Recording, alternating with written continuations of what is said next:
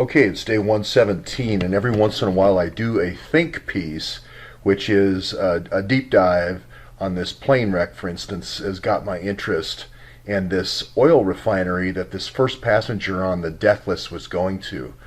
This Klau Yu, however you say his last name, this Ulrich Klau Yu, it was out of alphabetical order, and it turns out he's going to install something called a hydrocracker at a local oil refinery.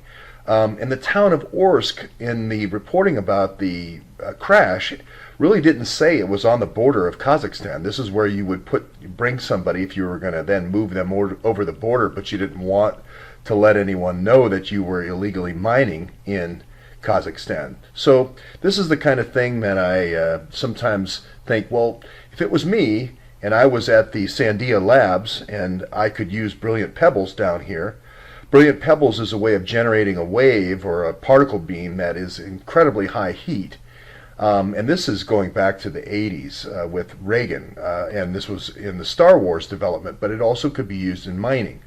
So, having said that, I looked at some of the other folks that I thought were on the plane, and Irina Rostova, turns out I cannot find her on the passenger list now. This is the Miami Skyline. She sold a property on the French Riviera before, and she's this EB5 visitor, or EB5 visa person throughout her career. She doesn't have many tweets on her timeline, and I haven't actually tried to tweet her yet, and I will. But it looks like she was selling real estate on the Black Sea, the Russian Riviera, and then she kind of moved over to selling these EB5 visas in this oil area. So just keep that in the back of your mind. Now we're going to jump back to the crash, and they're looking for body parts and so forth. It turns out to be a Ukrainian plane, so the Ukrainians are going to join the search team and so forth. That's a small plane. It looks like kind of a puddle jumper, but big enough in terms of cargo they could carry a large. Could also qualify as a cargo plane. The other interesting name was one of the fourth names listed for me, and I don't know why I center in on these things, but this name of a person named Namig Ga Ramanov, who was supposed to be Azerbaijani.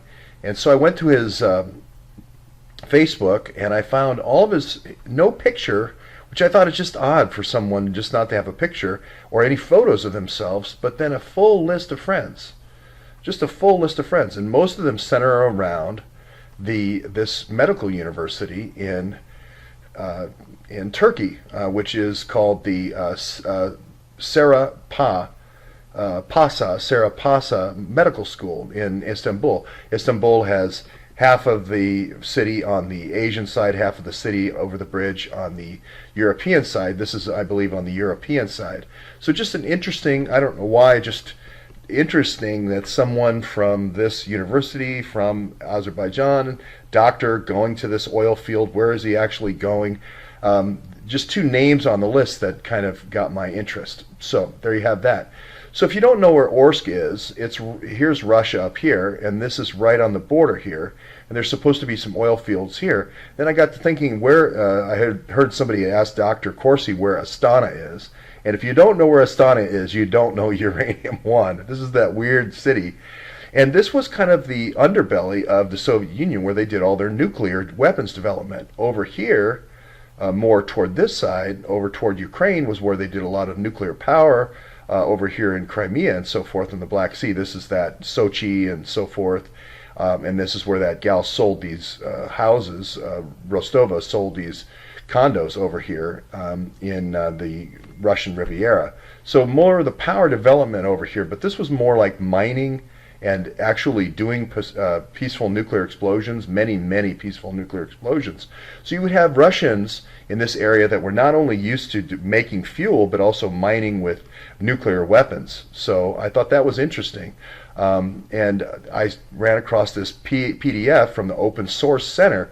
I thought, Open Source Center, wait a minute, that is Nellie Orr. Nellie Orr, this is an outgrowth of the U.S. intelligence system. If you look back, the U.S. intelligence system was saying, hey, more things need to be, we need openness, we need transparency, we need to move to more open source intelligence. And that's where she worked for. Basically, they went around and took all the geological surveys of places like Kazakhstan. This is a map from that PDF, and they published them. So let me go over this really quickly because I think it's good in terms of research as we get closer to Uranium-1. These were test sites. These are places where actually explosions occurred. It's got sort of a shape of a diamond, loosely a diamond, or almost the same shape as the Soviet Union. They had a rocket launching site here for their cosmonauts, which was interesting to me, just, I don't know, in terms of history. And here's Astana over here. And then over here, there's quite a bit of uranium development, and this is where the fuel was developed way over here, which I thought was interesting, kind of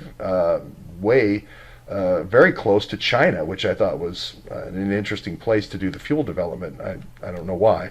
But anyway, all these U's here are active uranium mines. It's very closely clustered around the border of Uzbekistan, and that, of course, made me think of Uzbeki truckers, Saipov truckers. And if you look down in here, if you don't remember where, as we get down close to the Uzbeki border, there's Tashkent. There's Tashkent. Well, what's important about Tashkent? And I'm sorry I make these connections, but what's important to me about Tashkent is our man in Tashkent, and there's a reactor there. Our man in Tashkent is none other than Craig Murray. Craig Murray. Going back to 2005, he's recruiting all these Uzbekis, and he's talking about human rights issues and how they're being used, and against their will and so forth. But I thought, isn't this interesting that Craig Murray is just all around this story? It seems like all the people that are around the DNC story and around the FISA story and the leaks and so forth are also a part of this Uranium-1 story. That's the part I can't get over. Here is Craig Murray right in the center of all the mining activity, right in the center of the Saipov trucking, right in the center of the Uzbeki trucking, right in the center of the DNC with the thumb drive, okay? Right by the British Embassy, right by Hillary's house. So it just seemed a little coincidental to me, and I thought he's going to be an important person. And then, of course, we've got Tajikistan here, so we have a little bridge to cross, and then we're right into Imran Awan's Kashmir section here, this little run here. And I talked a long time to Deep Uranium tonight, and he said early on that this was the name of the game. Everything was being flown into this corridor, and the drugs were coming up and down this corridor with the uranium.